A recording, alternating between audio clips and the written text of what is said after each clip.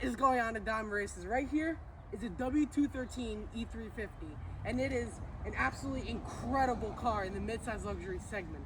But is it the best? Let's take a look and see everything about it. Before I get started, please be sure to like, subscribe, and hit the bell icon to turn on your notifications every time I make a new upload. So be sure to do all of that before watching the rest of this video. Now I'm going to fire up the E-Class and, well, see what it does.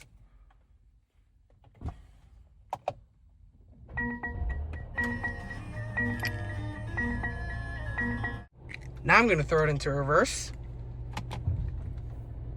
As you can see, it's a 360 camera, and thus this is for the parking sensors. And it's all really nice. And you have all the different views that you could possibly want in this E-Class. And this is the shifter. Super weird, but that's how classic Mercedes-Benzes are. So starting over here, we have like good wood trim, different memory seats and extender, right? Heated seats, no cooled seats, definitely a sour point. But in the E450, that does have cooled seats. The one that I reviewed is the ambient lighting, and this is all very high quality. This is actually leather wrapped, but the seats are MB Techs. See, they don't wrinkle. And this has adaptive cruise control with the self-steering. And this is the overall like display, as you can see. Oh, very, very nice. And you have the different modes. As you can see, Eco, Sport, right? Sport Plus. But we will leave it in comfort mode for now. See all the comfort. Let's take a look. You have the seat kinetics, right? This is like this is kind of like the multi-contour seats. They move a little bit, kind of like to just like not really exercise you, but to make sure that you are still comfortable, right? You have the seat heating balance, so you can balance it, and you have like your ambient lighting controls as well, right? You have your like info, Mercedes-Me, and apps. So this, we can see everything about the vehicle if we want to go like quick or anything. And this is all like the settings. You can see all very, very nice. Traffic sign assist, lane keep assist, brake assist, attention assist. This pretty much has like everything. You have traffic light info, right? Route based speed, vehicle, and you just have pretty much everything. Look at that.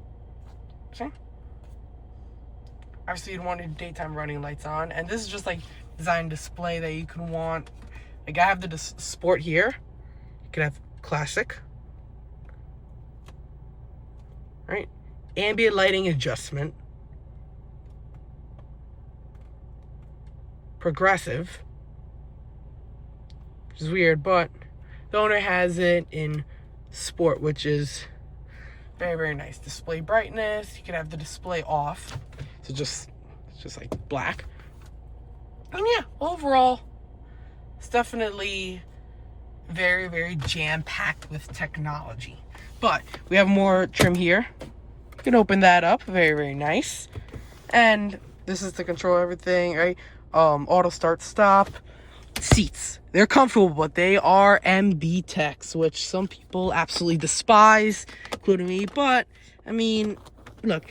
If it saves the animals, sure. There we go. You have everything here. This is for the self-parking. Yes, this car does have self-parking. And I will show that. This is your dual panel sunroof, right? And overall, the seated position is very, very comfortable. And you do have, overall, just a very high-quality feeling car. And next up, we move on to the back seat, and it is very, very roomy, but overall, there's not really that much else. You can just sit in here, chill, contemplate your life choices, right? Do have cigarette-style outlet, and little, looks like an ashtray if you want to put out your cigarettes, but I don't know why you'd be smoking here. No one even smokes anymore. Finally, automatic opening trunk. Very nice. You can fit a whole human in here if you want, but now, I think we should take this baby out for a spin. Let's go. Okay, driving the E350. So this car, so the E450 review that you guys we'll see soon. This video is coming out before the E450 review. The E450 review is going to be more like a fun spirited drive because that thing absolutely rips. This is going to be like more like kind of like talking about how the car drives, because dynamically they're very similar except for the stupidly fast engine in the E450. Like, so the E350, the ride is very, very comfortable, but some might say it's not as comfortable as the older, like, pre-facelift W213. This W213, it might have like a stiffer ride, but it's still incredibly comfortable.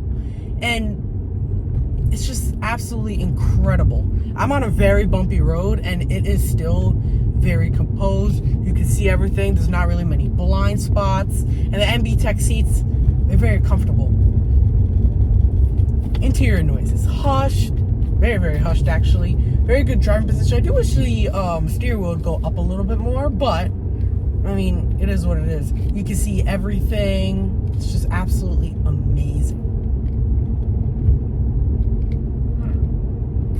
The handling on the car is incredibly fantastic. Like, it just handles through the corners with ease, and you don't even have to worry about like much body roll. And when you throw into sport mode, which I done in the E450, it really tightens the car up even more. This is not like an AMG sport package or anything like the other one. This is just like your regular old grandma spec E350. And frankly, it excels at what someone would want it to do.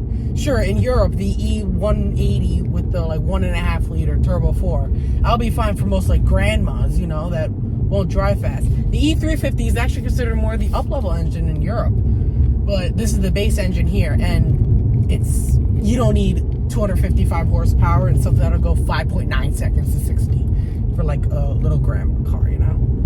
And the car feels smaller than it actually is. It's about 195 inches, and it just easily, like, is so easy to drive. The handling is sporty, responds instantly to which direction you want to put it in, and yeah, it's just overall absolutely fantastic. I don't have any complaints about this car. Really drives absolutely beautifully. And I've driven this car many times before this, and it never fails to put a smile on my face because it's just a fantastic car. And this 4-cylinder, it feels like a V6. Yes, it's a turbo, so you get that torque low, and you get 273 pound-feet of torque. But sometimes it doesn't exactly feel like 273 pound-feet. Like, you max out to bring it up to like 2,800 RPM to get like up to speed, but even with that, you don't even have to do that sometimes. The car does actually have some fake engine sound, which is pretty interesting. So it makes it sound like a V6 or i6, like a 6-cylinder engine, but even though it's actually a 4-cylinder. So pretty much to some people it might sound like a vacuum cleaner coupled to a transmission, which, I mean, may not be the most pleasing to the eardrum, but you know what? It actually doesn't sound that half bad, and you can't turn it off. I haven't found a way to turn it off. But around like the corners, right, it flows so perfectly. The steering is perfectly weighted. You don't have to like really like work those muscles to get it around corners, but you also don't like have to use just your pinky to move it around the corner, you know? You just easily bring it, and yeah, it's pretty much. This car does also have self-parking, which is pretty fantastic.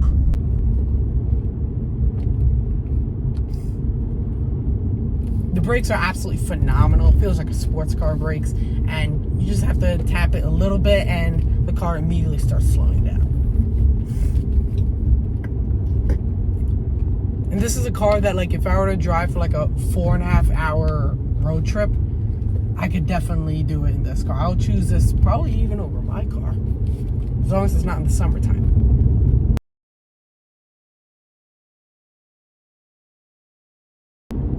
Like, I'm not gonna nail the throttle on this either because that's really for the E450, but it's still faster than anyone needs.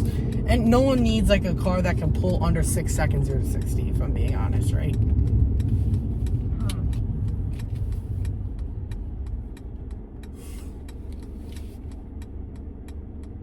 The cabin is very hushed.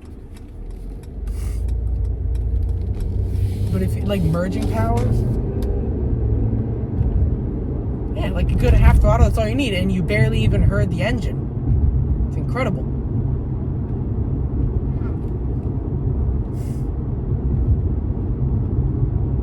Yeah.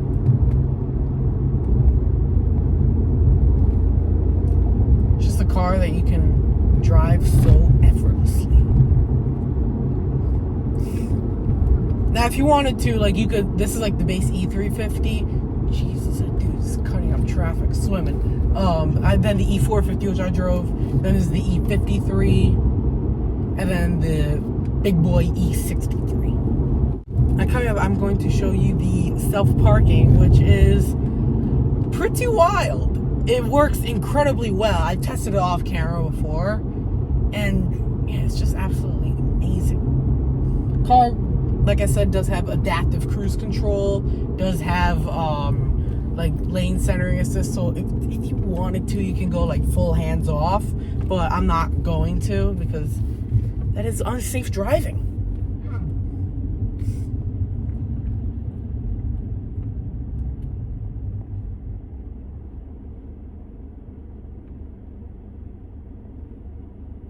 At idle, from the outside, the engine kind of sounds like a diesel, which is interesting, but from the inside, it's very, very hushed. Like, why would you need more than this? Like, obviously, it'll be, ooh, look at that. Diesel X5, I haven't seen those in a while. But, I mean, I can understand why people will want to go absolutely nuts in the E63. Those things can do almost 200 miles an hour.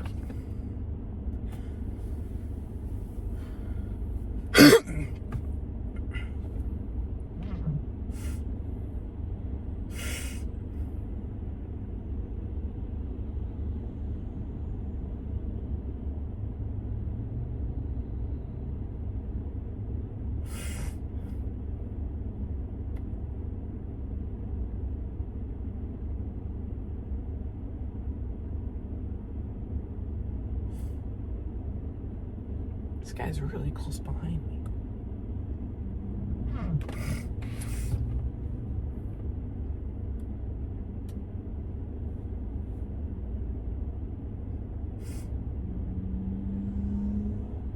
E46 M3.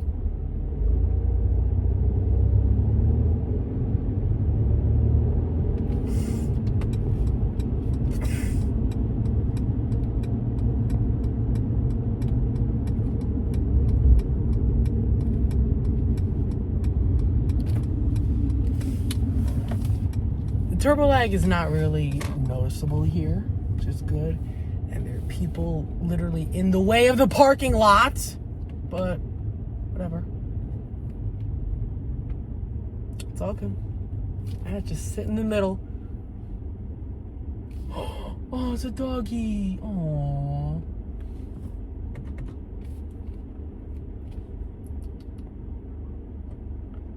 Aww. Look at that, it's so cute. Oh, it's a animal shelter, look at that. Aww. Now for the parking, self-parking. Press that. And select parking space and confirm. Right? That's what the screen looks like, right? So that is what it's going to do.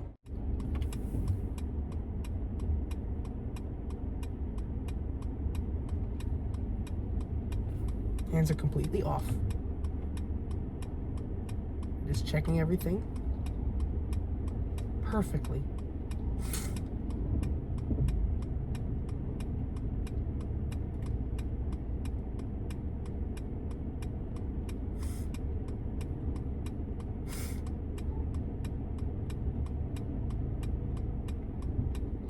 We waited for the car to pass by before backing up to fix itself. Get that.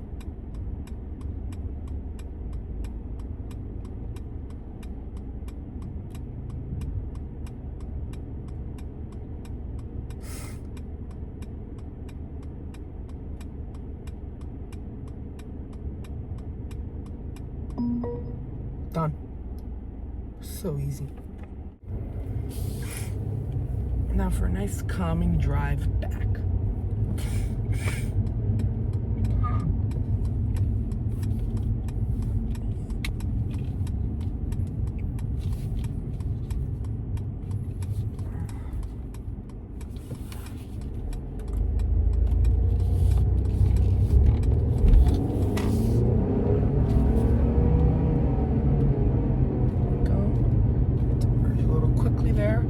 But yeah, it gets up to speed just fine. Like, you don't need to even push down half throttle for it to get up.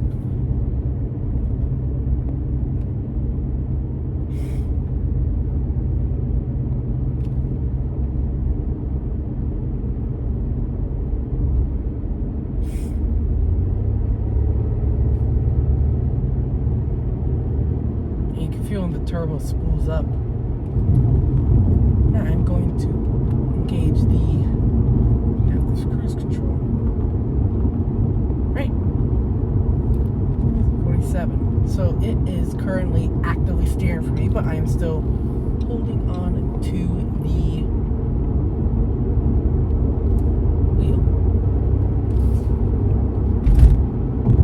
It's set exactly to the speed limit here. And if I do lane change to the left, it is lane changing for me. It checks its blind spot. It says lane change canceled.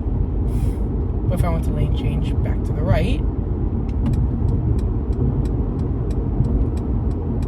it's waiting. It's braking for absolutely no reason. Saw a ghost in front. Lovely. Lane change to the right.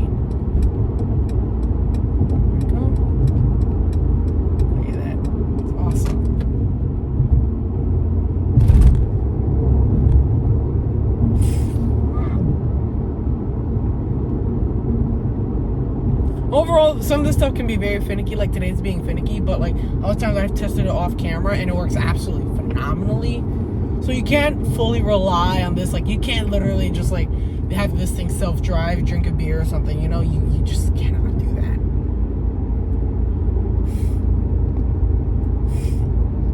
And no.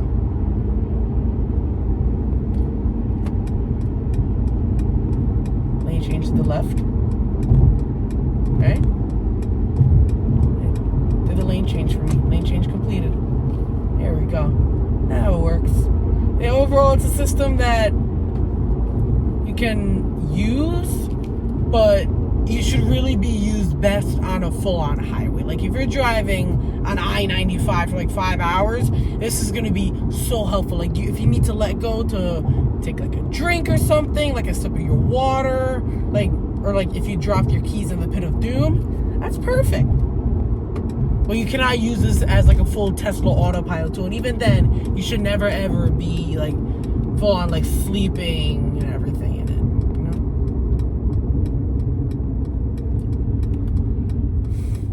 So yeah, this car definitely one of the best mid-size luxury sedans.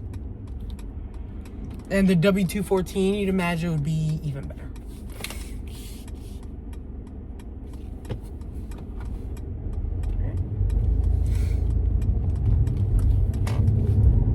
Guy needs to yield, but he didn't because he does not know the rules of the road.